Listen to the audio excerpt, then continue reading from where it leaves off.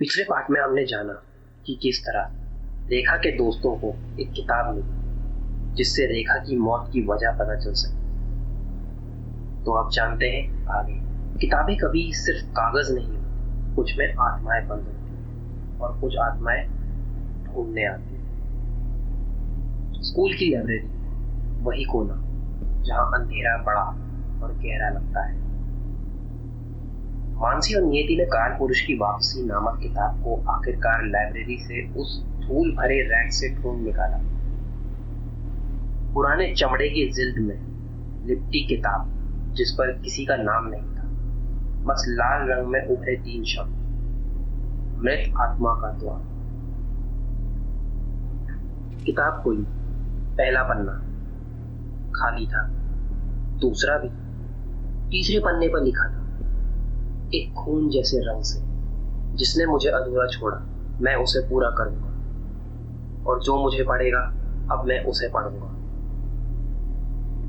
मानसी कांप गई, किताब बंद कर दी। नियति ने उसे पकड़ा।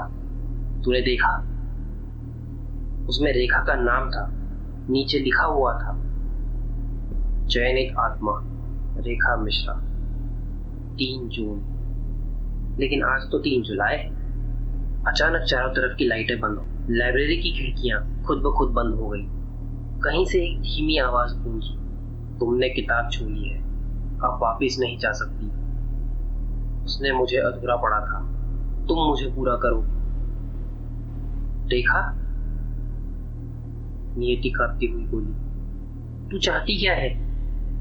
किताब का चौथा पन्ना खुद से पलटने लगा। अब उस पर लिखा था, अगर मेरी मृत्यु अधूरी थी तो अब जीवन तुम्हारा भी अधूरा रहेगा। मुझे वापस लाओ उस जगह जहां मैंने छोड़ा था, बरामदे के कोने में खून के निशान जहां अब भी है।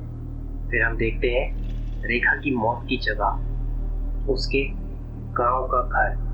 दोनों सहेलियां अब जान चुकी थी रेखा की आत्मा को उस सरिया वाली दुर्घटना से चैन नहीं मिला, लेकिन आत्मा सिर्फ इसलिए वापस नहीं आई थी। रेखा के अंदर कोई और भी था, कोई जो उस किताब के साथ बाहर आ गया था। काल पुरुष जो सिर्फ मरा हुआ नहीं बल्कि बंद था अब तक। रात, रेखा का घर। वहां खूब अंधेरा था, दीवारों पर नमी थी, लेकिन एक कोना साफ था जहां जमीन पर हल्के खून के छींटे अब भी दिखते थे। नियति ने कांपते हाथों से किताब को वहीं रखा।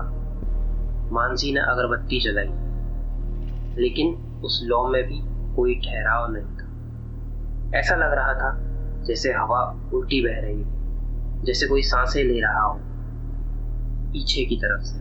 और तभी दरवाजा खुद बंद हो गया, फर्श कांपने लगा, किताब खुद खुलने लगी।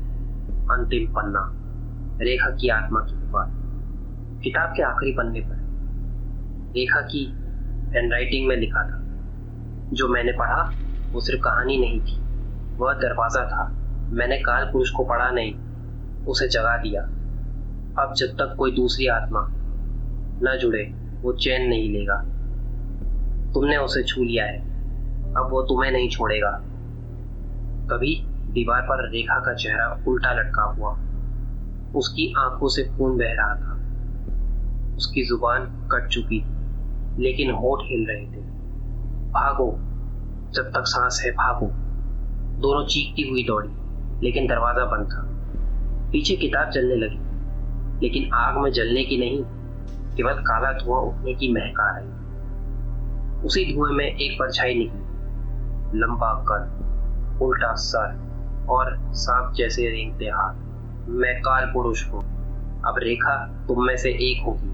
क्या ये समाप्ति नहीं, कोई अगली शुरुआत है?